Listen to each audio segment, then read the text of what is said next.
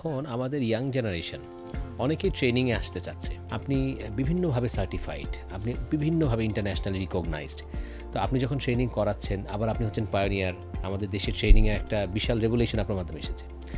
কিন্তু যারা নতুন শুরু করতে চাচ্ছে, ধরে নিচ্ছে যে সেগুলো ন্যাশনাল ইউনিভার্সিটির আন্ডারে বা নর্মাল কোনো প্রাইভেট ইউনিভার্সিটি থেকে অনার্স মাস্টার্স করেছে, সে ট্রেনিং করাতে চায়। তো সেই ক্ষেত্রে কি সে কীভাবে ট্রেনিং শুরু করতে পারে বা ট্রেনিং কন্ডাক্ট করতে পারে বা ফ্যাসিলিটেটর হিসেবে কাজ করতে পারে?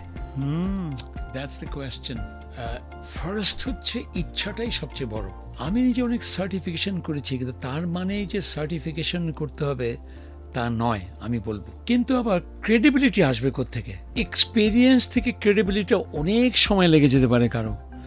অথচ সার্টিফাইড হলে আবার মানুষ কিন্তু সার্টিফিকেশন আছে বলে তাকে সুযোগ দিবে, এটাই বাস্তবতা। তো এই জন্য আমি বলবো তারা ইচ্ছার পরে যেন ইনভেস্ট করে, মানে দুইটা আই যেন থাকে, ইন্টারেস্ট অ্যান্ড ইনভেস্টমেন্ট। থার্ড আইটাও হবে, তারা ইম্প্যাক্ট করতে পারবে।